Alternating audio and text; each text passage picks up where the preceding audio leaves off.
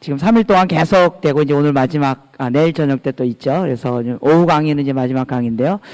제가 보니까 우리 여성 성도님들이 많이 와 계시네요. 네, 감사드리고요.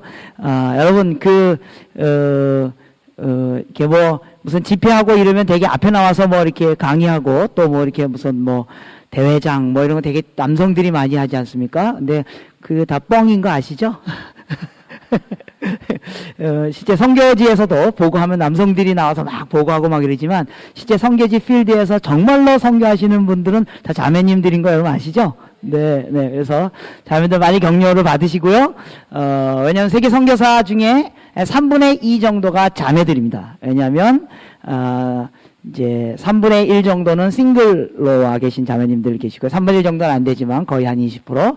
그 다음에 또 남편 선교사들과 같이 온 아내 선교사들. 예, 그래서 사실 필드에서는 여성 선교사들이 훨씬 더 많습니다. 예, 그리고 조금 전에 여러분들 앞 시간에도 강의를 들으셨지만 그 짐 엘리엇이 순교를 당했지만 실제 그 마을에 브렉스로 돌파가 일어난 것은 그 엘리자벳 엘리엇이 그 남편의 죽음을 딛고 그 마을에 들어가서 복음을 전했기 때문에 그 마을 전체가 변화되는 일들이 일어났습니다. 예. 그리고 실제 오히려 19세기, 20세기 초만 해도 20세기 초에 선교운동이 막 서구에서 막 일어날 때 가장 컸던 선교단체가 뭔지 아십니까? Women's Missionary Society였습니다. 예, 여성들이끼리만 모인 선교단체도 있었거든요. 그런 사이트를 굉장히 많이 했습니다. 그래서 여러분들 이런 한국교회와 특히 선교계에도 우리 여성 자매님들이 또 성도님들이 많이 기도하시고 후원하시고 또 참여하시는 데서 감사를 드립니다.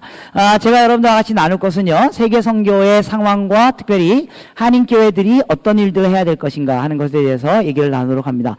여러분들 세계 선교 상황에 대해서 많이 들었고요. 또 각 선교사님들의 이야기도 들으셨고 또 아마 선택식 강의에서도 세계 선교 상황에 대한 얘기를 많이 들으셨기 때문에 제가 많은 얘기하지 않고 중요한 몇 가지 얘기만 하고 또 특별히 북미주에 있는 한인교회가 어떻게 선교에 참여할 것인가에 대해서 또 제가 한 분의 게스트를 초대해서 그분의 얘기를 듣고 저에게 주어진 시간이 한 40분 정도 남아있는데요. 제가 하여간 최선을 다해서 이 시간을 잘 하도록 하겠습니다. 제가 좀 말이 빠르죠? 예, 조금 있으면 더 빨라지니까 시간이 없어서 양해해 주시기 바랍니다. 슬라이드 보여주시겠습니다. 네. 예, 세계 선교 상황과 전략들과 기회들 좀 여러분 같이 나누길 원하는데 제가 이거 포인트로 해야 되는데 이쪽 이렇게 하는 게 좋을까요? 이쪽 하는 게 좋을까요? 어느 쪽이 좋습니까? 원하신 대로 하겠습니다. 예, 이쪽? 그럼 이쪽으로 하겠습니다. 예, 불 안 죽여도 됩니다. 제 얼굴이 보이는 게 저도 제 얼굴도 보여야 되니까요. 제가 이쪽을 중심으로 하겠습니다. 보이시죠? 슬라이드? 예, 이 정도면 예, 진하지 않아도. 그래서 세계 선교 상황에 대해서 여러분들 세계 선교 상황을 나누니까 크게 두 가지 정도만 나누도록 하겠습니다. 하나는 우리 한국 교회와 관련된 거고요. 또 하나는 전 세계 교회의 변화들에 대해서 여러분들과 같이 나누기로 합니다. 한국 교회와 관련된 것 중에 하나는요. 이겁니다. 바로 이도표입니다. 예. 여러분, 오늘날 세계에서 일어나는 선교 변화 중에 하나는 한국교회와 매우 밀접한 관계가 있습니다. 바로 그 이유는 바로 한국이 이미 세계에서 두 번째로 선교사를 많이 파송한 나라가 됐기 때문이라는 겁니다. 예. 여러분 아마 이번 컨퍼런스 통해서 이런 얘기를 여러 번 들었을 것입니다. 예. 이게 아마 여러분들에게 마음에 잘 안 와 닿을 수 있습니다. 뭐 세계에서 두 번째, 뭐 그러려니. 예. 이건 정말로 놀라운 일입니다. 예. 정말로 놀라운 일입니다. 왜 그러냐면요, 1979년에 지금부터 30년 전입니다. 한국에서 나간 선교사가 93명이었습니다. 예. 불과 30년 전에 한국에서 나간 선교사가 93명밖에 되지 않았습니다. 예. 그런데 지금 2010년 현재 2006년에 16,000명이고 2010년 1월 현재 2만 명을 넘어섰습니다. 예. 이 지난 30년 사이에 일어난 겁니다. 그것도 더군다나 지난 20년, 15년, 20년 사이에 굉장히 빠른 속도로 한국의 선교사들이 늘어나게 됐고 이것은 세계 선교에 큰 영향을 미치는 그런 일들이 일어나게 됐다는 겁니다. 이것이 의미하는 바는 두 가지입니다. 첫 번째는 정말로 하나님에 대한 감사와 찬양입니다. 예. 이거 우리가 20년, 30년 전, 여기 아마 교회 오래 다니셨던 분 계신데요. 20년, 30년 전에 교회에서 선교 이야기하는 교회 몇 개 없었습니다. 예. 이런 선교대회도 거의 없었습니다. 이거 거의 최근에 일어나는 일들입니다. 예. 한국교회도 20년, 30년 전에 선교사 파송한 교회 몇 개 없었습니다. 지금은 교회마다 선교 집회하고요. 교회마다 선교학교 열리고요. 교회마다 선교사를 파송하는 일들이 일어나고 있습니다. 이게 불과 길게는 30년, 짧게는 15년, 20년 사이에 일어난 일입니다. 예. 하나님께서 한국교회를 이렇게 놀랍게 사용하신 겁니다. 이것이 가진 두 가지 의미는 첫 번째로 하나님에 대한 감사와 찬양입니다. 얼마나 놀라운 일인지 모릅니다. 사실 한국교회는 사실은 선교하기에 그렇게 좋은 조건을 갖고 있는 교회는 아닙니다. 여러분, 선교적 입장에서 볼 때요, 한국 사람들, 한국 이 종자, 뭐라 그러나, 뭐랄까, 이 재질은요, 선교하기에 그렇게 좋은 재질이 아닙니다. 예. 왜 그러냐면요, 여러분, 선교하는데 영적인 부분을 제외하고 기능적으로 타 문화권에 가서, 다른 나라에 가서, 다른 문화에 가서 선교하는데 가장 기능적으로 중요한 게 뭘 것 같으십니까? 언어입니다. 예, 언어. 예. 언어 굉장히 중요합니다. 예. 왜요? 다른 나라 사람에게 복음을 전하는 건데요. 근데요, 우리 한국 사람들이 새로운 언어를 배우는 게 다른 나라보다 그렇게 월등하지 않습니다. 평균을 넘어서지 않습니다. 왜 그러냐면 특별히 뭐 우리가 머리가 나쁘거나 그래서 그런 게 아니라 우리가 단일 문화권에 살았기 때문입니다. 제가 지금 이제 한국 교회를 중심으로 얘기하는 겁니다. 예. 우리 단일 문화 중심으로 살았기 때문에 우리 지난 5,000년 동안 단일 민족, 단일 언어, 단일 백성, 우리 한민족 이거 우리 자랑으로 생각했거든요. 그래서 죽을 때까지 이를 악물고 다른 나라 말 안 배우고 그죠? 예. 여기 와서도 여러분 영어 안 배우고 이를 악물고 그죠? 한국말 쓰시고 계시죠? 예. 이게 우리 자랑이었어요. 예. 그래서 우리는 단일 민족, 단일 백성. 그런데 선교적 관점으로 볼 때는 이게 자랑이 아니라는 겁니다. 예. 세계 대부분의 나라들은 서너 개 언어가 한 사회 안에서 돌아가고 있습니다. 그래서 새로운 언어를 배운다는 게 그렇게 어려운 일이 아닙니다. 예. 근데 저희들은 새로운 언어를 배우는 게 쉬운 일이 아닙니다. 그래서 사실 우리가 선교하기에 기능적으로 좋은 그 어떤 재질이 아닙니다. 예. 또 선교하는데 기능적으로 또 언어뿐만 아니라 또 선교하기에 기능적으로 제일 중요한 게 뭐냐 하면 문화적 적응력입니다. 예. 다른 나라의 문화에 가서 우리가 복음을 전하기 때문에. 그래서 문화적 유연성이 아주 중요합니다. 예. 그래서 쉽게 새로운 문화에 가서 그 문화에 접하고 쉽게 그 문화하고 친하고 또 쉽게 그 나라 음식도 쉽게 좋아하고 이런 사람들이 선교를 잘하게 됩니다. 근데 한국 사람들은요, 그런 관점에서 볼 때요, 문화적 유연성이 그렇게 높은 민족이 아닙니다. 예.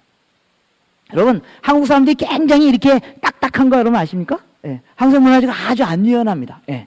세계 대부분의 나라 사람들은 굉장히 유연합니다. 물론 일본 사람들도 그렇고 그런 아시아권의 몇몇 나라들이 그렇지만 그 중에서도 한국 사람들이 굉장히 문화적으로 안 유연합니다. 굉장히 경직되어 있습니다. 예.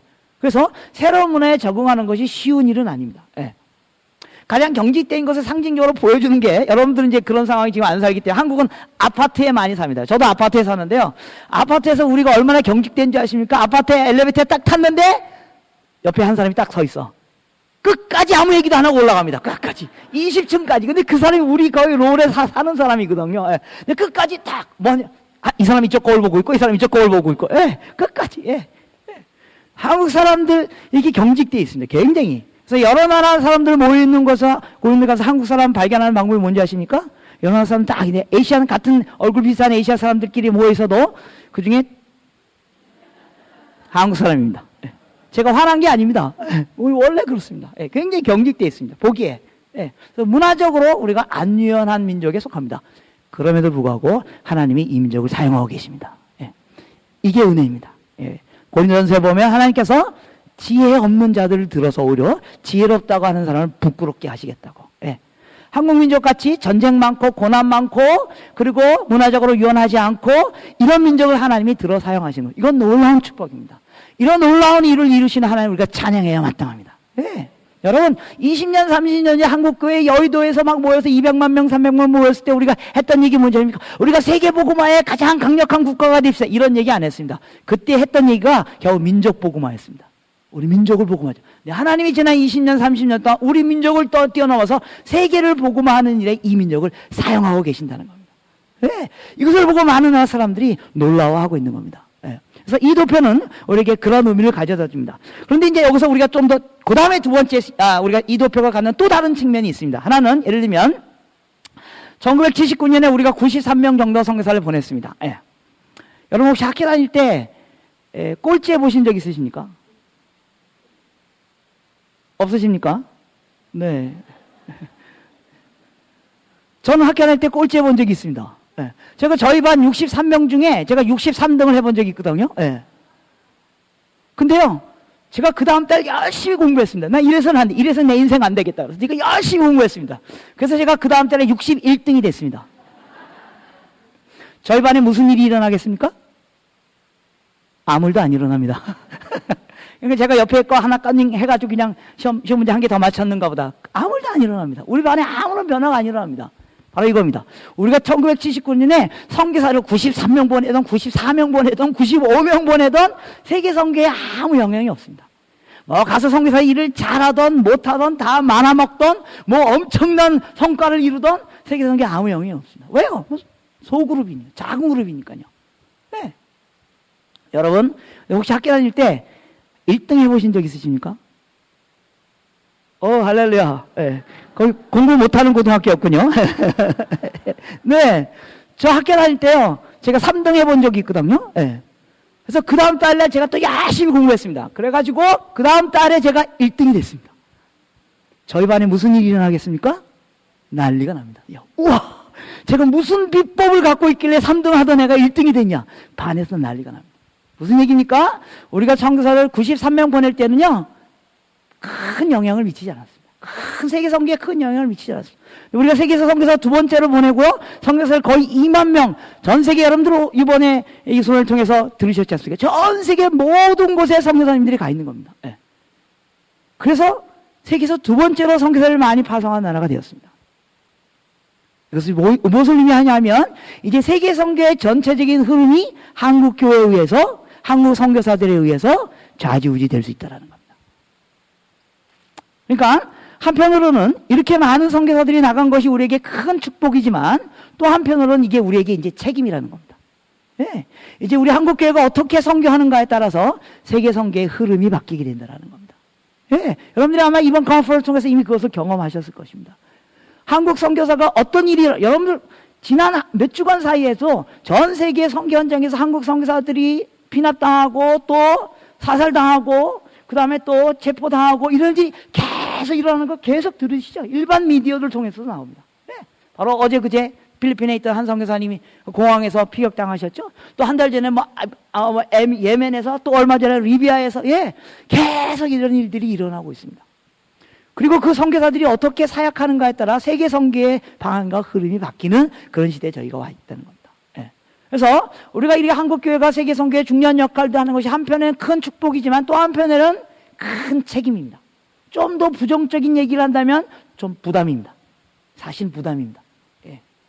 많이 선교사가 나가는 일도 중요하지만 우리가 나간 선교사들이 어떻게 효율적으로, 효과적으로, 전략적으로 세계 선교에 긍정적인 영향을 미치도록 우리가 선교할 것인가, 그것을 고민해야 할 시점에 저희가 와 있다는 겁니다. 예, 이제까지는 많이 보내는 것이 중요했습니다. 예, 뭐 하나도 안 나가 있었으니까요. 이제는 계속 많이 보내는 일도 중요하지만 우리가 어떻게 전략적으로 좋은 선교사를, 그리고 그 선교사들이 선교지에 가서 효과적으로 좋은 사역을 할 수 있도록 선교사를 보낼 것인가, 굉장히 중요한 그런 시대에 와 있다는 겁니다.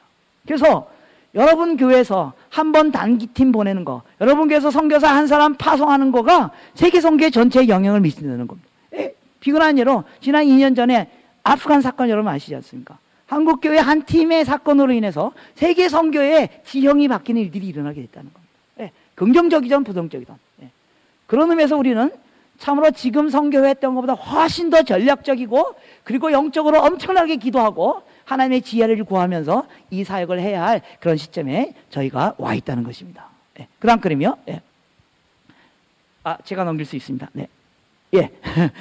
죄송합니다. 제가 50분에 끝나야 되는데 큰일 났다. 예. 그래서 한국 선교사의 유형을 보면요, 한국 선교사님들이 많이 하는 사람이 처치 플랜팅입니다. 교회를 세우는 일입니다. 이것은 세계 선교의 아주 중요한 역할입니다. 서양 선교사들이 교회 세우는 일에 적극적이지 않는 경향이 있습니다. 그러나 한국 선교사들은요, 가서 교회 개척이 우리 선교사들이 아주 중요한 과제입니다. 왜냐하면 한국 교회가 그렇게 컸기 때문에 그렇습니다. 전도하고 복음 전하고 교회 세우고. 예. 그래서 한국 선교사들이 DNA가 교회 세우는 일에 DNA를 갖고 있습니다. 어떤 사역을 하든 교회에서. 그러나 여기서 우리가 얘기하는 처치 플랜팅이라는 건물을 말하는 게 아닙니다. 예, 건물을 짓는 걸 말하는 거 아닙니다. 그 안에 예수 믿는 사람의 그룹을 만드는 겁니다. 예. 그 다음에요, 최근의 경영은요, 이전엔 처음에는 목회자 선교사들이 많았습니다. 그런데 점점 갈수록 소위 말하는 이 목회자 평신도 이런 거 구분하는 걸 전 별로 좋아하지 않는데, 아무튼 성도들, 목사 안수를 받지 않은 사람들의 성도들, 일반 선교사들의 수가 엄청나게 빠른 속도로 늘어나고, 이건 앞으로 더 늘어날 전망입니다. 그래서 이제까지 목회자 중심의 선교였는데, 이제는 모든 교회의 구성원들이 선교로 나아가는 일들이 일어나게 됩니다. 이것이 갖는 것은 한편으로는 모든 교회 구성원들이 선교에 참여하기 때문에 굉장히 긍정적입니다. 또 이제 우리가 보완해야 될 점들은, 과연 소위 말하는 이 일반 성도들이 선교사로 나아갈 때 그들이 어떻게 선교사로 신학적으로, 그 다음에 사역적으로 잘 구비될 수 있도록 도울 것인가, 이것은 중요한 우리의 과제로 남아 있습니다. 한국 선교사들의 장점이 뭔지 아십니까? 아주 희생적인 사역을 합니다. 예, 굉장히 어느 나라 선교사들보다 한국 선교사들이 희생적입니다. 그래서 어떤 다른 나라 선교사들이 10년 동안 사역했는데 아무 일도 안 일어났는데 한국 선교사들이 들어갔는데 6개월 만에 막 교회가 생기고 어떻게 생긴지 잘 모르겠지만 아무튼 뭐 교회가 생기고 이런 일들이 일어납니다. 놀라운 일들이 일어납니다. 또 한국 선교사들이 필드에서도 굉장히 높은 퍼포먼스를 보여주고 있다는 평가를 받고 있습니다. 또 아까 조금 전에 시리아 선교사님이 표현한 것처럼 서구 선교사들이 줄어들고 있고 그 자리를 한국 선교사들이 채워가고 있습니다. 이런 변화들이 지금 일어나고 있습니다. 한국 선교사들의 교육 수준이 굉장히 높습니다. 93% 이상이 다 대학 나온 사람들입니다. 그리고 대부분 대학원 과정을 통과한 사람들 있고요. 선교사님들 가운데 박사들도 많이 있고요. 굉장히 높은 교육 수준을 갖고 있어요. 일반적으로 전 세계 어느 나라 선교사들보다 한국 선교사들의 교육 수준이 높습니다. 그래서 굉장히 그 포텐셜이 우리에게 있을 수 있습니다. 그다음에 한국 선교 운동에 대한 전망은요. 여기 파란색으로 엷은 파란색, 짙은 파란색 앞으로 선교가 계속 굉장히 빠른 속도로 혹은 조금 슬로우 다운 되지만 선교사들의 수가 굉장히 늘어날 것이다. 이게 2002년, 2003년, 4년, 5년 정도까지의 경향이었습니다. 그러나 2006년, 7년을 통과하면서 한국교회를 예를 들면 한국교회 안에 선교적 붐이 약간 줄어들고 가고 있는 현상으로 나타나고 있습니다. 자, 이게 한국교회 현상입니다. 그래서 이러한 과제들을 우리들이 풀어가야 할 과제들이 한인교회, 여러분 교회뿐만 아니라 한국교회, 한민족교회 전체 안에 있다는 겁니다. 자, 세계교회는 어떤 변화들이 있습니까?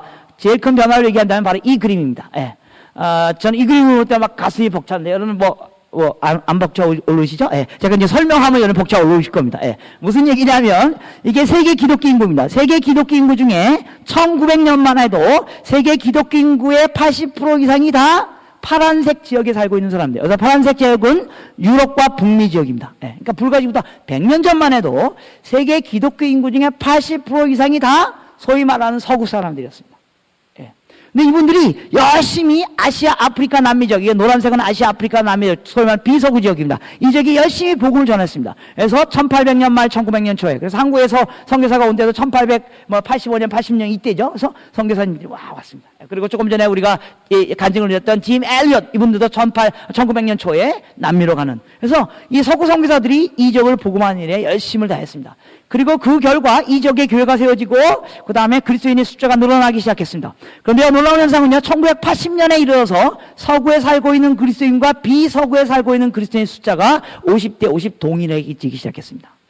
그런데요, 더 놀라운 현상은 시간이 가면 갈수록 서구에 살고 있는 그리스도인의 비율은 점점 줄어들고 비서구 지역에 살고 있는, 즉 아시아, 아프리카, 남미 지역에 살고 있는 그리스도인의 숫자가 점점 늘어나기 시작하는 겁니다. 그래서 2010년 현재 세계 기독교 인구 중에 60% 이상이 아시아, 아프리카, 남미 지역에 살고 있습니다. 이 통계가 2025년이 되면요, 세계 기독교 인구 중에 80%가 아시아, 아프리카, 남미에 살고 서구에 있는 기독교는 20%밖에 되지 않습니다. 그러니까 2025년이 되면 정확히 100년 전 1900년하고 정확히 반대가 되는 겁니다. 이 놀라운 변화 가운데 저희들이 지금 살고 있는 것입니다. 기독교 2000년 역사상 일어난 변화 중에 가장 큰 변화 하나를 드러난 바로 이겁니다. 지난 2000년 동안 기독교는 항상 서구의 종교였습니다. 서구의 기독교였습니다. 그러나 이 서구의 기독교가 지난 30년 전서부터 아시아, 아프리카, 남미의 기독교로 바뀌는 일이 지금 일어나고 있다는 겁니다. 예를 들면 여기 보십시오. 1900년에도 세계 탑 10 기독교 국가 중에 9개 국가가 다 서구였고 브라질만 비서구 국가였습니다. 그런데요, 현재 2005년 현재 보십시오. 세계 탑 10 국가 중에 3개만 서구의 국가고요. 2050년이 되면 미국 외에는 전부 다 비서구 국가들이 기독교 국가가 되는 겁니다. 차이나, 브라질, 뭡니까? 콩고, 인디아, 이런 나라들의 기독교 인구가 늘어나면서 기독교의 지형이 바뀌기 시작하고 있습니다. 그래서 2004년경에 필립 젠킨스라는 분이 새로운 책을 한 권 썼는데 그 책 이름은 The Next Christendom입니다. Next Christendom. 다음 다가올 기독교 왕국이 어디냐? 더 이상 서구가 아니라는 겁니다. 아시아, 아프리카, 남미가 세계 기독교의 중심이라는 겁니다. 그래서 예를 들면 이런 그림입니다. 1907년만 해도, 지금부터 100년 전만 해도 보통 크리스찬, 그럼 누굴 말하는 줄 아십니까? 바로 이런 사람입니다. 백인, 화이트. 그래서 자녀 있고 그래서 교회 가는 사람. 이게 기독교인들의 일반적인 얼굴이었습니다. 그러나 100년 후에는 크리스찬 하면 어떤 사람들입니까? 이런 사람들입니다. 나이지리아에 있는 패밀리, 혹은 브라질에 있는 패밀리, 혹은 한국에 있는 패밀리. 이런 사람들이 그리스도인들의 페이스가 돼버린 거예요. 이게 지난 30년 사이에 일어난 것입니다. 그래서 이미 기독교에서 메이저 월드라고 말할 때 이것은 서구를 말하는 게 아닙니다. 비서구권을 말하는 겁니다. 세계 선교의 자원들로, 그렇기 때문에 이 비서구 교회들이 선교에 참여하기 시작하면서, 그러면서 세계 선교 자원 중에 3분의 1이 여전히 북미주에서 나옵니다. 그 다음에 나머지 3분의 1이 라틴 아메리카, 아프리카, 유럽에서 나오고 있고요. 그리고 세계 선교의 3분의 1이 아시아에서 나오는데요. 바로 한국교회 때문에 그렇습니다. 예, 한국교회 수많은 선교사들이 세계 선교에 참여하면서 아시아권이 세계 선교에 중요한 역할을 하게 되는 위치였습니다. 자, 그래서 이런 그림을 우리가 볼 수 있어요. 이거 제가 이제 웃느라고 하는 얘기는 너무 심각하게 받아들이지 마십시오. 예, 얼마 전만 해도 기독교 지도자 하면 이런 사람들이었습니다. 여러분, 이분 누군지 아십니까? 예, 마틴 루터. 예, 우리 개신교 시작할 때 마틴 루터부터 이야기합니다. 개신교로 설명할 때 마틴 루터부터 이야기합니다. 이분 누군지 아십니까? 예, 잘하시군요. 예, 누구시라고요? 존 칼빈. 예, 존 칼빈에서, 개신교, 존 칼빈에서 신학이 시작됐습니다. 그래서 이제까지 기독교 하면 이런 분들로부터 시작됩니다. 이런 분들을 이야기하면서 시작됩니다. 그 다음에 누굽니까?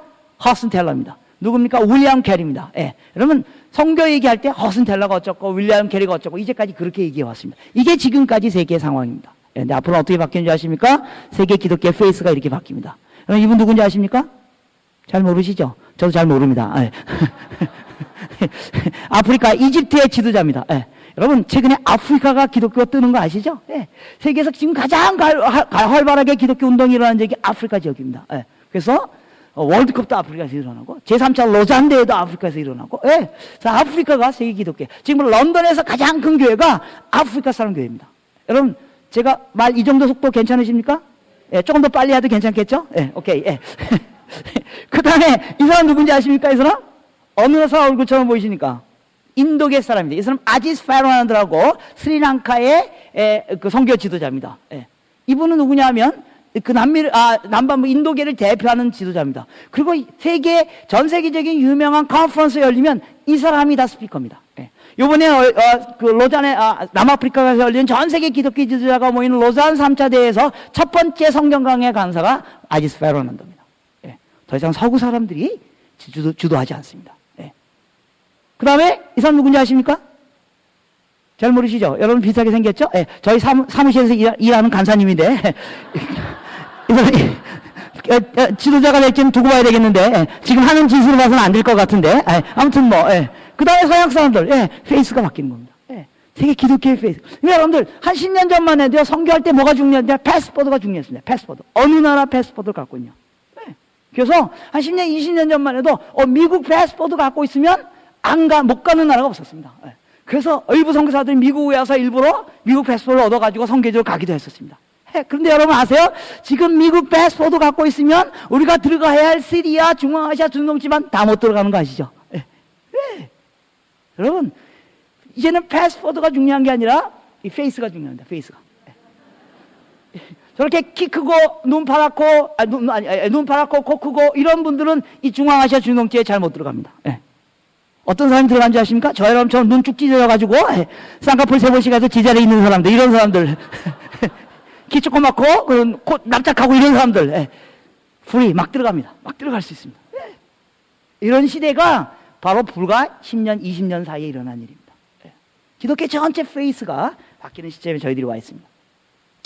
그래서 오늘날 세계 선교를 한마디로 표현한다면 전 세계를 향한 범세계적 교회에 의한 전 세계적 선교 운동이 일어나고 있음을 우리가 잘 깨닫는 일은 매우 중요해요. 그래서 키워드가 세 개인데요. 전 세계적 글로벌 월드, 세계가 글로벌라이즈 됐다는 겁니다. 세계가 하나의 세계가 됐다는 겁니다. 그래서 어느 곳에 가든지 우리가 빠른 시간 내에 쉽게 갈 수 있고, 그리고 세계가 하나가 됐기 때문에 이전의 선교 패러다임은 from to에 어디에서 어디로 가는 거예요. 비서구에서 서구에서 비서구로 가는 거, 교회가 있는 나라에서 교회가 없는 나라로 가는 거, 혹은 유럽에서 남미로 가는 것, 아프리카로 가는 것. 이게 선교 패러다임이었어요.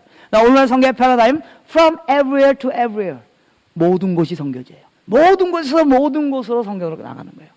제가 특히 여러분들에게 이 부분에서 강조하고 싶은 것은요, 여러분, 이 세상에 여러분들이 복음을 전하길 원하는 미복음화된 족속들 중에, 이렇게 문장을 다시 하겠습니다. 예. 이 세상에 어떤 나라가 있는데요, 예. 그 나라 안에 우리가 복음을 전하길 원하는 모든 족속들이 다 와 있는 나라가 있습니다. 어느 나라인 줄 아십니까? 이 나라입니다. 네. 여기가 선교지입니다. 물론 여러분들 해외에 가야 됩니다. 선교가 없는 곳에 가야 되고 거기 돌파를 이루어야 됩니다. 그러나 동시에 여러분들이 바로 여러분이 있는 집에서 5마일만 가면 거기에 이슬람 사람들이 있습니다. 다음 블록만 가면 거기에 힌두 사람들이 모여 살고 있습니다. 그리고 전 세계에 있는 모든 나라에서 이 나라에 다 유학생들을 보내고 있습니다. 그들은 나중에 자기 나라로 돌아가면 다 지도자가 될 사람입니다. 여러분, 제가 조금 전에 소급 강의에서도 얘기했지만, 존 헤론이라는 선교사님이 있습니다. 한국에 최초로 온 선교사입니다. 그분이 선교사로 왔다가 일제시대 때 쫓겨나서 다시 미국으로 돌아갔습니다. 그가 너무 안타까워서 한국에 대한 사랑하는 마음이 있어서 한국에서 온 유학생들을 도와주기 시작했습니다. 그리고 먹여주고 또 공부시켜주고 그랬습니다. 근데 그 중에 한 명이 이승만 박사였습니다. 네.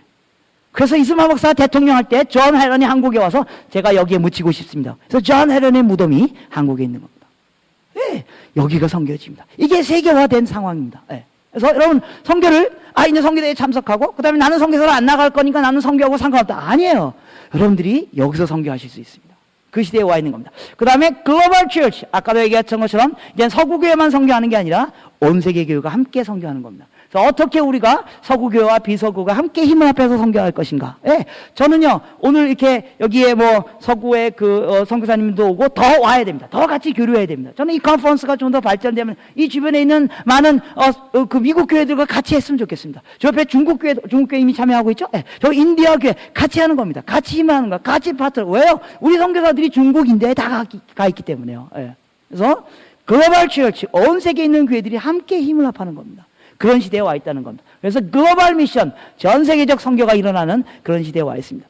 오늘날 세계 선교학자들이 이런 얘기를 합니다. 오늘날 우리가 살고 있는 이 시대는 The Close of World Mission, 세계 선교에 막을 내릴 수 있는 가능성이 있는 시대에 저와 여러분들이 살고 있다는 겁니다.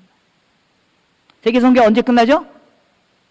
예, 이 전국부의 모든 족속 가운데 전파되면 세계복음화 끝나죠. 그죠? 예. 그런데요, 30년 전만 해도 이 세계 종족이, 족속이 몇 개가 있는지 다 몰랐습니다. 불과 이 세계의 종족과 족속이 몇 개가 있는지를 카운트하기 시작한 지가 1974년 정도부터였습니다. 근데 지금은요, 세계 종족이 몇 개가 있고, 그 중에 어디는 교회가 들어가 있고, 어디는 교회가 안 들어가고, 이게 다 카운트되어 있습니다. 복음이 안 들어가 있는 종족과 교회가 없는 종족이 다 카운트되어 있습니다. 그래서 우리가 그 종족에게 복음을 전하면 예수님 오신다는 겁니다. 여러분, 예수님 오시기를 원하십니까? 정말 원하십니까? 예. 그러면 선교해야 됩니다. 왜요? 성경에 이 전국의 모든 족속 가운데 전파되니 그때야 끝이 우리라고 말씀하셨기 때문에요. 그 시대에, 그리고 그것이 가능한 시대에, 왜요? 복음이 전파되는 종족의 리스트가 다 나와 있기 때문에요. 우리가 조금만 노력해서 그들에게 복음이 전해되고 그들 가운데 교회가 생겨지면 예수님이 오신다는 겁니다. 제가 앞에 부분 다 얘기했습니다. 세계화에 대한 얘기도 했고요. 세계 인구의 변화에 대한 얘기, 이거 조금 해야 되는데 그냥 넘어가겠습니다. 세계 지식 근간의 변화, 이것도 그냥 넘어가고, 종교의 지각 변화, 이거 좀 얘기하고 넘어가겠습니다. 예. 자, 세계를 종교로 보면요, 세계가 이렇게 되어 있습니다. 예. 여기 대략적으로 그렇다는 겁니다. 여기 파란 초록색으로 되어 있는 게 이슬람권입니다. 이 이슬람 인구가 지난 1900년, 100년 전만 해도 세계 인구 대 이슬람의 인구의 비율이 약 12% 정도밖에 안 됐습니다. 예. 그런데 현재 2010년에 세계 인구 대 이슬람의 인구의 비율이 20%를 넘어섰습니다. 지난 100년 동안 이슬람 인구는 전 세계 인구 비율 중에 2배 가까이 늘어났습니다. 반면에 기독교는 1900년에 기독교 인구, 1900년에 세계 기독교 인구, 이겁니다. 예. 보십시오. 1900년에 세계 기독교 인구의 비율이, 세계 인구 대 기독교 인구의 34%였습니다. 이슬람은 12%였습니다. 그런데 2000년에 현재 이슬람은 지금 20%로 거의 2배 가까이 늘어났는데요. 기독교 인구는 제자리에 머물러 있습니다. 오히려 줄어드는 것처럼 보입니다. 34%에서 33%로 줄어들었습니다. 왜 그렇습니까? 기독교가 더 많이 확산되지 않았기 때문이 아니라 기독교는 더 많이 확산되어졌습니다. 아까 말씀드린 것처럼 1900년에는 서구에만 기독교가 있었는데요. 이 기독교가 1900년 넘어서면 전 세계 확산되어졌습니다. 그래서 아시아, 아프리카 지역에 교회가 확산되기 시작했습니다. 뭐가 문제였냐면 1900년, 지난 100년 동안 1900년에 기독교 국가였던 서구 국가들의 기독교 인구가 줄어드는 겁니다. 그러니까 아시아, 아프리카 지역의 기독교 인구는 늘어나는데 서구 지역의 기독교 인구가 줄어드니까 이게 평행이라는 겁니다. 그래서 제자리에 머물러 있습니다. 그래서 지리적으로는 더 많이 확산되어졌습니다. 반면 이슬람은요, 1900년에 2억, 12%. 근데 현재는 13억. 이거 옛날 데이터입니다. 그래서 20%. 지난 100년 동안에 2배가 늘어났습니다. 여러 가지 많은 이유가 있습니다. 첫 번째 이유는 이슬람의 인구 증가율이 높기 때문에 그렇습니다. 인구 증가율이 높기 때문에 그렇습니다. 또 이슬람 사람들이 갖고 요새 $5. 그래서 그 사람들이 막강한 재력을 갖고 있기 때문에 막강하게 확장되고 있습니다. 그래서 이슬람이 지난 100년 동안 이렇게 늘었습니다. 이게 앞으로도 계속 될 것인가는 잘 모릅니다. 왜냐하면 앞으로도 이슬람 국가들도 점점 산업화되면서 인구 증가율이 떨어질지도 모릅니다. 또 오일 달러의 영향력이 이전만처럼 높아지지 않을 수도 있습니다. 그래서 이슬람이 확장될지 안 확장될지 잘 모르겠지만 아무튼 이슬람은 지난 100년 동안 2배 가까이 늘어났습니다. 기독교는 제자리에 머물러 있습니다. 예. 그래서 여기 초록색으로 보이는 지역이 이슬람입니다. 아프리카의 사하라 사막을 중심으로 해서 북부가 다 이슬람이고요. 중앙아시아, 중동쪽이 이슬람이죠. 아시아 끝은 인도네시아, 말레이시아가 이슬람입니다. 인구가 세계 인구 약 20% 정도를 차지합니다. 그 다음에 노란색으로 보이는 것이 불교권입니다. 중국, 인도차이나 반도, 한국, 일본. 한국도 복음화된 나라이기지만 여전히 불교권입니다. 일본 불교권입니다. 그 다음에 하늘색으로 된 게 힌두교권입니다. 예, 힌두교권. 나머지 하얀색이 다 기독교권입니다. 기독교 굉장히 많은 것 같죠? 근데 문제는요, 세계를 인구로 보면 세계 지도가 이렇게 바뀐다는 겁니다. 보십시오. 그 전에서 이렇게 컸던 러시아 땅, 그 땅에 물론 러시아가 기독교 국가를 한 이유는 뭡니까? 여기 기독교인들이 많이 있기 때문이 아닙니다. 1917년 볼셰비키 혁명이 일어나기 전에 러시아 정교가 국교였습니다. 그래서 국교였기 때문에 기독교 국가로 표현해 놓은 겁니다. 예, 단지. 실제 여기에 현재 공산화되고 또 정교가 영향을 미치지 못하면서 기독교가 그렇게 많지 않습니다. 그리고 여러분들 여기 지도에서 보시다시피 여기 다 사람 안 사는 시베리아 땅인 거 아시죠? 여기 사람 다 없습니다. 예, 그냥 그림만 땅만 큰 겁니다. 예. 유럽 아까 얘기했던 것처럼 과거의 기독교 국가였습니다. 지금 더 이상 기독교 국가 아닙니다. 예를 들면 영국 국민들 가운데 교회 나가는 사람의 숫자가 1900년만 지금 100년 전에 85%였습니다. 현재 영국 국민들 가운데 정기적으로 교회 나가는 사람의 숫자가 3%밖에 안 됩니다. 예, 100년 사이에 85% 나가던 사람이 3%로 줄어듭니다. 예, 유럽, 북미, 캐나다, 캐나다 기독교 국가입니다. 근데 캐나다 인구 다 합해 몇 명인 줄 아십니까? 캐나다 인구 얼마인지 아십니까, 여러분? 3,500만 명 정도 됩니다. 그러니까 캐나다 인구 다 합해봤자, 여러분 중국의 기독교 인구가 얼마인 줄 아십니까? 중국의 기독교 인구가 1억 명을 넘어서고 있습니다. 그러니까 캐나다 사람 다 예수 믿어도 중국에 예수 믿는 사람이 3분의 1도 안 되는 겁니다, 사실은. 예. 여기 인구가 많기 때문에. 북미 기독교 국가입니다. 예. 근데 북미가 기독교 국가라고 말하는 거하고 사우디아라비아가 이슬람 국가라고 말하는 건 뉘앙스가 다릅니다. 북미가 기독교 국가라고 말하는 것은 북미 인구 중에 약 20%, 30% 제가 정확히 잘 모릅니다. 30% 됩니까? 교회 정기적으로 나가는 사람이? 좀 넘어요? 예. 30 내지 35%. 오케이. 그런데 사우디아라비아가 이슬람 국가라고 말하는 것은 사우디아라비아 인구 중에 99.9%가 다 이슬람입니다. 하루에 5번씩 기도하고요. 1년에 30일씩 금식하고요. 하지라 그래서 성지를 방문하는 일들이. 그러니까 여기가 기독교 국가라고 말하고 여기가 이슬람 국가라고 말하는 그 덴시티에서 다르다는 겁니다. 예. 또 남미? 예, 남미. 브라질 제하고 남아 캐톨릭이죠. 예. 오히려 아프리카가 기독교 국가입니다. 기독교 굉장히 활발하게 움직입니다. 호주 기독교 국가입니다. 예. 그래서 기독교가 굉장히 많이 분포되어 있습니다. 그러나 실제 인구로 보면 이렇게 된다는 겁니다. 그렇게 컸던 러시아 땅, 거기에 살고 있는 기독교 인구는 거의 없다라는 겁니다. 거기 살고 있는 전체 인구가 거의 없다라는 겁니다. 유럽, 북미, 남미 인구가 별로 없다라는 겁니다. 아프리카도 기독교 국가인 보십시오. 여기 중남부 아프리카에 살고 있는 실제 인구는 요만큼밖에 안 되고요. 대부분의 인구가 서부, 북부, 동부 여기에 살고 있습니다. 그리고 나머지 세계 인구가 다 서아시아, 동아시아, 동남아시아 이 지역에 살고 있는데 이 지역은 어느 지역입니까? 강력한 이슬람권, 불교권, 힌두교권. 그래서 이 지역에 돌파가 일어나야지만 세계 선교가 완성이 된다는 겁니다. 예. 최근에 또 선교하는 넘어가도록 하겠습니다. 자, 결론으로 넘어가겠습니다. 네. 그래서 복음의 관점으로 보면 세계 사람들 세 그룹으로 나눌 수 있습니다. 처음에 예수 믿는 사람들, 예. 그 다음에 예수 믿는 사람들이 3분의 1 정도 있고요. 그 다음에 예수 믿는 지역에 있는 교회가 있는 지역에 예수 안 믿는 사람들. 여기도 예수 안 믿는 사람들이 많이 있죠. 예. 그 다음에 세 번째 교회도 없고 그래서 예수도 안 믿는 사람들. 예. 그러니까 우리의 선교적 관심사는 바로 이 지역입니다. 복음을 한 번도 들어보지 못했기 때문에 그들이 예수를 믿지 않는 사람들이 되면 누군가 가서 복음을 전해야 된다는 겁니다. 자, 그런데 문제는 뭐냐면 자, 조금 전에 말씀드린 것처럼 세계 인구의 3분의 1 정도가 그리스도인들입니다. 그리고 세계 인구의 약 40% 정도가 교회가 있지만 예수 안 믿는 사람들입니다. 자, 교회가 있지만 예수 안 믿는 사람들, 이 사람 나중에 예수님 재림하시고 심판받으면 누구 책임입니까? 자기 책임입니다. 우리 계속 복음을 전했거든요. 네. 복음을 전했는데 예수 안 믿으면 그들 책임입니다. 그런데 이들 뭡니까? 복음을 한 번도 들어볼 기회가 없어서 복음을 듣지 못하면 그것은 우리 책임이라는 겁니다. 이들에게 관심을 가져야 됩니다. 근데 실제 어떤 형태로 나타나고 있습니다? 실제 우리가 사용하고 있는 기독교 자원이나 기독교 인력이나 우리의 사역이 대부분이 이미 기독교인이 있는 지역에서 사용되고 있다는 겁니다. 정말로 복음화가 필요한 그 지역에서 사용되고 있는 선교사들이나 혹은 선교 자원들은 2.5%밖에 되지 않는다는 겁니다. 밸런스가 안 맞는다는 겁니다. 예. 이 밸런스를 맞춰야 된다는 겁니다. 그래서 이 그림입니다. 예를 들면 이쪽이 세계 기독교 인구, 세계 인구입니다. 기독교인들이 이만큼 있고 무슬림이 이만큼 있고요. 그 다음에 힌두교 사람들이 이만큼 이렇게 있습니다. 그래서요. 근데 하나님의 관심은 누구입니까? 이 기독교인들만입니까? 아닙니다. 이 모든 족속이 하나님의 관심의 대상입니다. 그러면 먼저 구원받은 우리가 어떻게 해야 됩니까? 이 모든 족속에게 관심을 가져야 된다는 겁니다. 그러나 기독교가 갖고 있는 자원 중에 대부분이 이미 기존의 기독교인들을 위하여 사용되어지고 있다는 겁니다. 여러분, 무슬림을 위해서 사용되는 자원은 요것밖에 없습니다. 여기 보이십니까? 팔이 똥같이 붙어 있는 거? 이게 뭐 슬라이드에 문제가 있는 게 아니라 힌두교 사람들을 위하여 사용되는 기독교 자원은 눈에 보이지도 않는 눈곱만큼, 소위 말하는 눈곱만큼밖에 없다는 겁니다. 밸런스가 안 맞는다는 겁니다. 더 많이 이 자원들이 이쪽으로 이동해야 된다는 겁니다. 예, 이것이 우리에게 주어진 과제인 것입니다. 자, 결론을 내리겠습니다. 그래서 우리에게 새로운 선교의 모델들을 개발해야 할 필요가 있고요. 그 다음에 동원 방식의 전환이 필요합니다. 어떻게 우리가 전교회를 동원해야만, 지금 이곳을 복음화하기 위해서 지금 나가 있는 선교사들로 부족하다는 겁니다. 지금 우리가 눈꽃만큼 교회 선교에 사용하는 그 자원으로 부족하다는 겁니다. 네.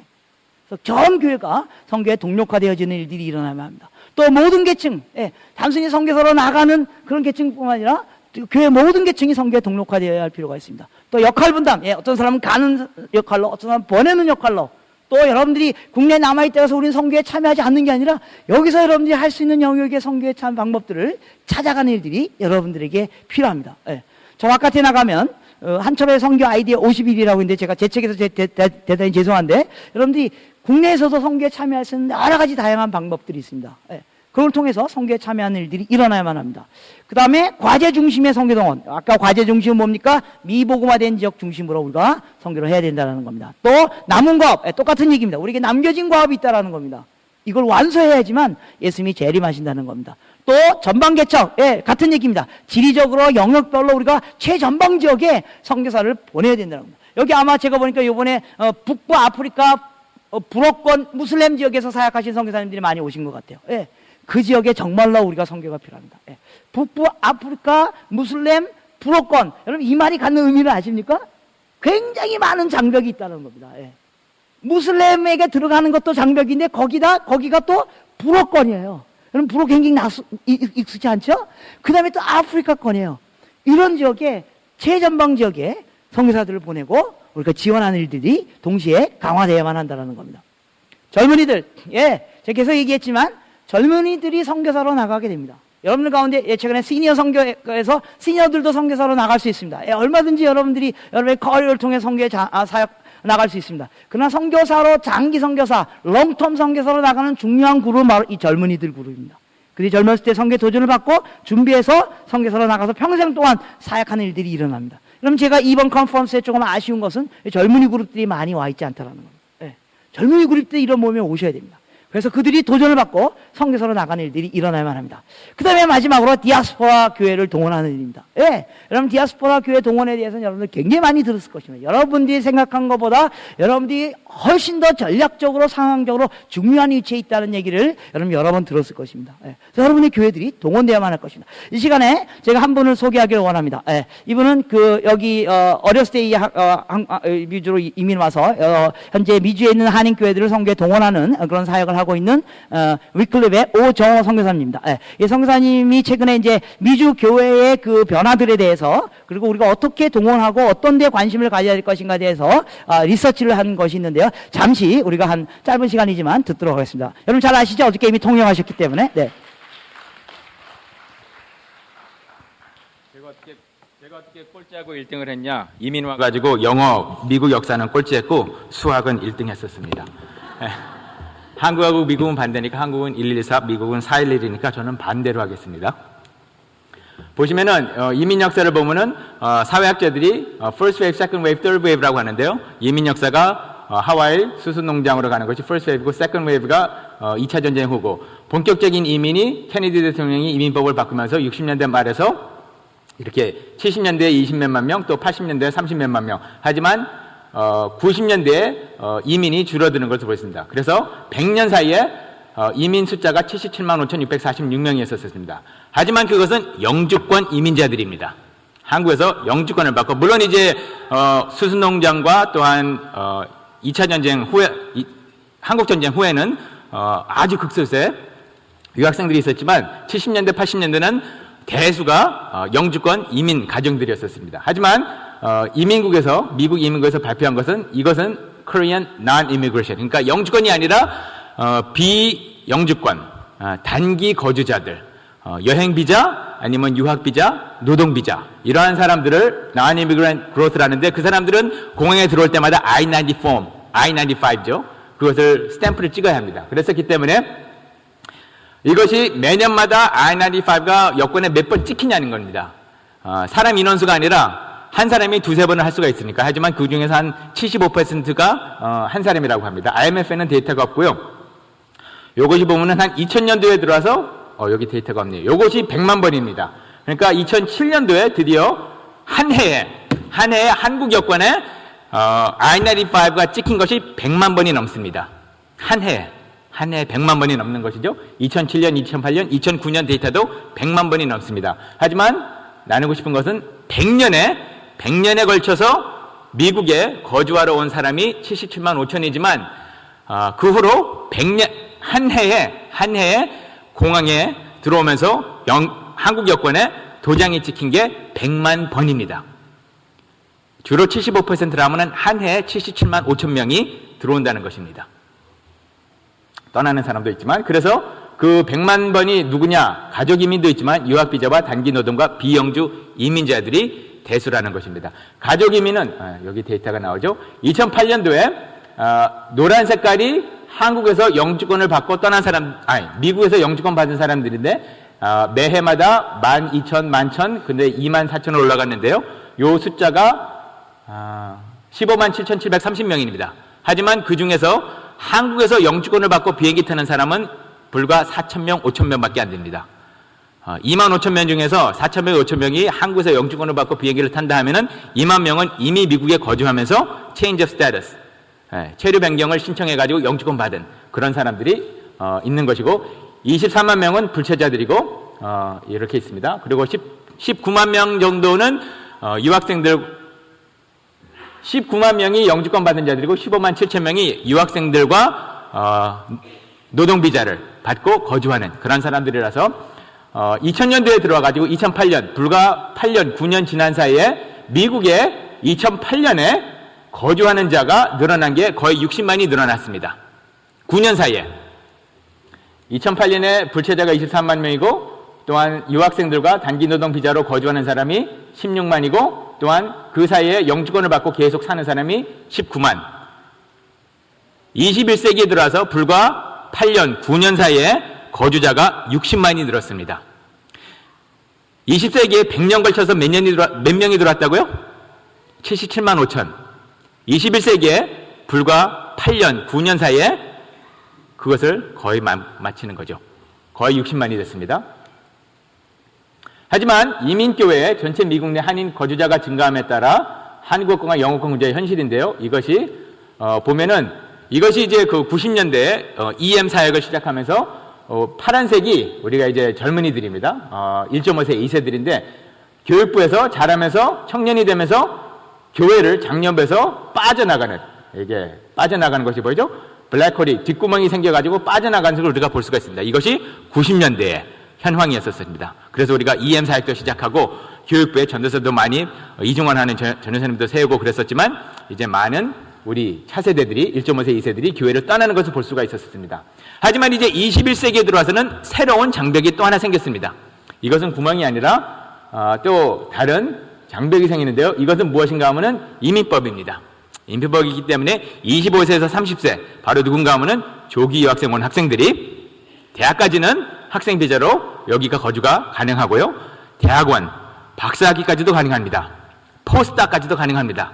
하지만 그것이 끝나고 시민권 영주권자와 결혼하지 않는 한, 그들의 소망이지만 잡을 잡지 않는 한 미국을 떠나야 합니다.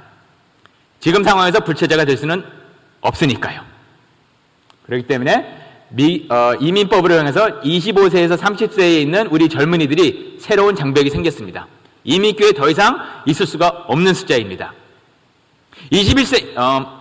90년대에는 이민교회의 위기가 이제 젊은이들이 떠나기 때문에 이제 이민교회에는 권사님들밖에 안 남을 것이다. 노인들밖에 안 남을 것이다. 젊은이들이 다 교회를 떠나지만. 하지만 21세기 들어오면서 지난 10년 동안 청년부, 한어청년부, 한어교육부가 채워졌습니다. 새로운 영주권 이민자들이 아니라 조기 유학생들로. 기러기 부모님으로서 그 20대, 30대가 채워진 것입니다. 하지만 그 20대, 30대 조기 유학생들이 계속해서 이민교회에 성장할 것이라는 보장이 없는 것입니다. 왜? 바로 이 이민법 때문에. 미국에 거주할 수가 없기 때문에. 영주권을 받아야 되는데 그럴 수가 없는 상황이기 때문에 25세, 30대 어떻게 해서든지 잡을 잡으려는데 못 잡았어요. 그래서 짐을 챙기고 떠납니다. 아니면 한국의 경제 위기 때문에 떠나는 그런 상황입니다. 하나님께서는 저는 이 그 조기 유학생들과 노동비자, 기러기 가정들, 어머님들 그런 사람들을 사회학자들은 아직 말 안 하는데 제가 코인한 것은 네 번째 fourth wave라고 합니다. fourth wave의 바로 유학생 가정이인인데요. 다수가 유학생이라고 보면서 하지만 하나님께서는 이 fourth wave를 하나님의 그 추수를 위해서 보내신다고 저는 보는데 이 fourth wave는 미국이 거주지가 아니고 미국이 종점이 아닙니다. 미국은 런칭 패드로서 발판으로서 여기서 이중문화, 이중언어 최고의 교육을 받고 발판을 삼아서 우리는 선교지로서 남은 지역으로서 우리는 가야 한다는 것입니다. 과거로 이것이 현재라는 미래의 시인데요. KM은 다중세대고 EM은 다중종족인데 다중세대에서는 무엇인가 하면 저희들이 부모님들이 그냥 원하는 것은 할아버지 할머니, 엄마 아빠, 돌싱 이모 아시죠? 돌싱 이모 그리고 나하고 동생 뭐 이렇게 같이 손잡고 교회 다니는 것입니다. 그런데 우리 1.5세들은 멀티 에스닉 다중종족으로서 이렇게 하기를 원하는 것이죠. 만약 이것이 같이 이루어진다면 요한계시록 5장 7장에 있는 그런 그림이 이루어지겠죠. 현존하는 미래의 제안은 바로 KM과 EM, 1세들과 2세들이 같이 다중장소에서 KM 사역과 EM 사역을 같이 한다는 것입니다. 다중장소 KM은 작은 교회들은 교육부 전도사를 하기가 힘들고 EM 사역을 하기가 힘듭니다. 그렇기 때문에 같은 교단이라든가 또 우리 루이스 부시 박사님께서도 말씀하신 것처럼 교단을 초월하고 서로가 같이 힘을 모아서 하나의 EM 교회를 개척하는 것입니다. 재정을 아니 선교지에서도 가서 여러 교회들이 같이 타문화권에 가서 같이 손잡고 교회를 개척하지 않습니까? 바로 이것에서도 작은 교회들이 손을 잡고 재정과 인력으로 이렇게 같이 EM을 개척하는 것입니다. 그 EM에서 개척 훈련받은 사람들은 다시 교육부로 돌아와서 교육부 사역자로서 교육부 선생으로서 섬기는 것이죠. 다중장소 EM은 예를 들어서 이렇게 주로 이제 대형교회뿐이죠. 작년 KM 있고 작년 EM이 있으면서 교육부를 같이 시행합니다. 하지만 같은 캠퍼스에 그 다른 회중이 모일 수가 있고 아니면은 오프 캠퍼스, 오프 사이트에서도 회중이 장년부가 모일 수가 있는데요. 중국 교회와 같이 손을 잡을 수가 있는 것이고 인도 교회와 같이 손을 잡을 수가 있는 것이고 그런 교회가 없다 하면은 네팔이라든가 이런 교회와 같이 손을 잡는 것입니다. 하지만 한 팀으로서 같이 사역을 하는 이러한 것이 다민족 캠퍼스로 사역을 한다는 것입니다. 현존하는 미래의 선교, 기러기와 유학생, 거주비자 문제, 1.5세와 2세들은 헌신의 문제입니다. 그랬었을 때 이민교회는 선교적 교회, 우리가 선택해야 되는 것은 바로 계속 말씀드리지만 이민자의 꿈과 하나님의 꿈, 우리가 무엇을 선택할 것인가. 또 하나는 이제 유학생들이 많이 오는데요. 한국 유학생들이 넘버1이라고 하는데 작년에 넘버2가 됐습니다. 1등이 아니에요. 중국 유학생들이 넘버1입니다. 이제는 중국 유학생들이 한국 유학생들을 초월하고 넘버1이 됐기 때문에 중국 선교 가신 분들, 젊은이들 다 여기 와 있습니다. 다 여기 와 있습니다. 우리가 눈을 뜨고 보면은 중국 학생들, 또한 선교지에 있는 유학생들 사역을 우리가 여기서 이 캠퍼스에서 같이 할 수가 있습니다. 그 사람들과 같이 선교지로 돌아갈 수 있는 이러한 디아스포라 사역이 가능한 것이죠.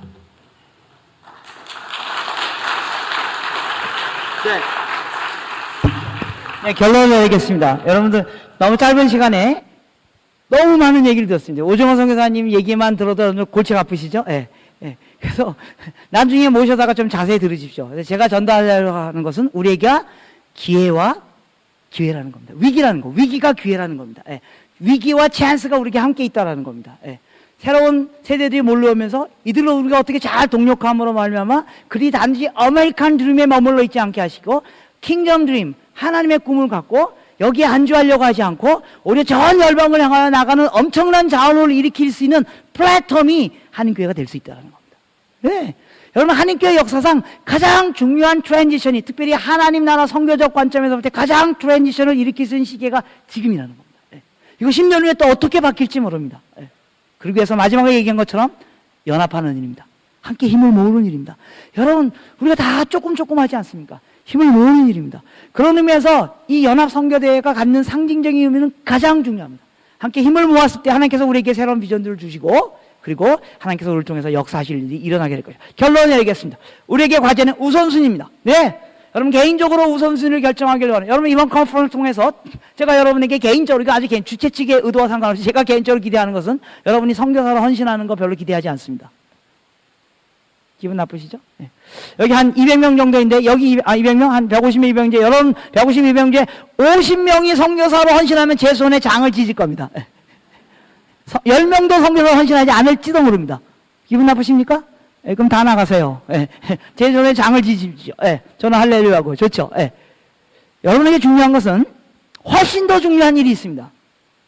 선교사로 헌신하느냐 안 하느냐보다 훨씬 더 중요한 일이 있습니다. 뭐냐 하면 내가 무엇을 위하여 살 것인가. 여러분, 이 컨퍼런스를 통해서 여러분이 그걸 결정하기를 원합니다. 내가 무엇을 위하여 살 것인가? 내 인생의 목표가 무엇인가? 내가 무슨 드림을 꾸며 살 것인가? 우리 교회는 무엇을 목표하여 살 것인가? 우선순위를 정하는 일이 일어나기 원합니다. 만약 여러분이 이번 컨퍼런스를 통해서 내가 하나님의 영광을 위하여 살겠습니다라고 여러분들이 다 헌신했다면 그건 10명의 선교사가 나오는 것보다 더 놀라운 역사인 것을 믿으시기 바랍니다. 예. 여러분, 선교지로 A 지역으로 갔냐 B 지역으로 갔냐가 중요한 게 아닙니다. A 지역 가도 좋고 B 지역 가도 좋습니다. 더욱더 중요한 것은 내가 내 인생을 하나님의 목적을 따라 살 것인가 안 살 것인가를 결정하는 겁니다. 예. 여러분, 컨퍼런스를 통해서 그 우선순위가 결정되어지길 원합니다. 여러분, 우선순위를 결정한다는 말이 무엇입니까? 거기에 집중하겠다는 겁니다. 여러분, 우선순위 1, 2, 3, 4를 정하는 일이 뭡니까? 1이 이루어지지 않는 한 1을 안 하겠다는 겁니다. 그게 우선순위입니다. 여러분, 만일 이번 컨퍼런스를 통해서 내가 매일 아침 성경을 한 장씩 읽는 그 일을 나의 삶의 우선순위로 삼겠다고 결정했다면 성경 매일 아침에 한 장 읽지 않는 한 밥 먹지 말라라는 겁니다. 그게 우선순위가 의미하는 바입니다. 내가 하나님의 영광을 위하여 살겠다고 나의 우선순위를 정했다면 내가 하나님의 영광에 배제되는 일은 결코 하지 않는 것이 우선순위를 정하는 겁니다. 예. 그러기 위해서 우리 자원을 동원해야 됩니다. 우리의 우선순위에 따라 우리의 자원을 동원해야 됩니다. 우리의 우선순위에 따라 우리의 시간과 에너지와 돈을 투자해야 됩니다. 예. 그게 우선순위를 정하는 이유입니다. 여러분이 만약 이번 컨퍼런스를 통해서 여러분의 삶의 우선순위를 정했다면 거기에 집중하십시오. 1번을 하지 않는 한 2번 하지 마십시오. 1번이 성취되지 않는 한 2번을 하지 않는 겁니다. 1번을 위하여 내가 우선순위를 세운 거예요. 나의 모든 에너지와 시간과 자원을 최선으로 동력하는. 왜요? 우리 인생이 그렇게 길지 않기 때문에 그렇습니다. 우리 인생이 그렇게 한 번 왔다 가는 이 인생, 우리가 하나님의 영광을 위하여 내가 살겠다고 하는 그것에 우리가 우선순위를 뒀다면 거기에 나의 모든 에너지를 동력하는 일에 집중하는 것, 그것이 우리가 결심을 해야 할 일입니다. 이거 희생하는 일입니다. 예, 희생하는 일입니다. 때로는 여러분의 재정과 여러분의 시간과 여러분의 라이프를 여러분들이 희생해야 됩니다. 그러나 우리가 그 희생을 감당하는 이유는 우리의 우선순위 때문에 그렇습니다. 우리의 우선순위 때문에. 예. 그리고 그를 위하여 함께 힘을 모으는 겁니다. 혼자 안 됩니다. 여러분, 매일 아침 내가 성경을 30분씩 읽겠습니다. 이거 혼자 안 되는 거 아시죠? 같이 만나서 얘기하고 대화하고 서로 체크하고, 예, 힘을 모으는 겁니다. 여러분들 이 컨퍼런스 통해서 아무리 성경에 좋은 얘기를 들었다 할지라도 성경은 이벤트가 아닙니다. 이번 컨퍼런스가 성경가 아닙니다. 이번 컨퍼런스가 끝난 다음에 여러분들이 무슨 일을 하는가가 선교를 결정하는 겁니다. 만약 저는 여러분들이 이번 컨퍼런스를 통해서 한 가지만 결정해도 좋겠습니다. 이번 컨퍼런스 통해서 만난 선교사님, 그 선교사를 위해서 내가 하루에 5분씩이라도 그 선교사를 위해 기도하겠다고 여러분이 결정한다면 세계 선교가 바뀔 겁니다. 네. 힘을 모으는 겁니다. 같이 힘을 모으는 겁니다. 그리고 함께 모여서 기도하고요. 함께 더 큰 교회가 함께 모여서 기도하고, 교회끼리 모여서 기도하고, 지역에 있는 한인교회들이 모여서 기도하고, 이 지역에는 서구교회, 인도교회, 중국교회 함께 모여서 기도해서 모든 하나님의 영광을 위하여 우리 함께 파트너십을 만들어가는 그 역사가 아주 선교대회를 통해서 여러분들에게 일어나는 하나님의 축복이 되기를 소망합니다. 기도하고 마치겠습니다. 하나님 아버지, 우리 가운데 우리 삶의 우선순위를 보여주시옵소서. 내가 무엇을 위하여 살아며 무엇을 목적을 향하여 살아야 하는지 우선순위를 보여주시옵소서. 이번 성교대회를 통하여 하나님의 영광이 나뿐만 아니라 모든 민족과 모든 땅 가운데 선포되는 것이 내 인생의 우선순위가 될 수 있도록 주께서 축복하여 주시옵소서. 내가 성경에서 가던 보내던 이 하나님의 영광이 온 땅에 선포되는 그 일을 위하여 나의 우선순위를 정하며 나의 자원을 동력화하며 우리가 힘을 합하는 그 놀라운 역사의 모멘텀이 이번 성교대회를 통해 일어나도록 주께서 축복하여 주시옵소서. 예수님의 이름으로 간절히 기도드리옵나이다.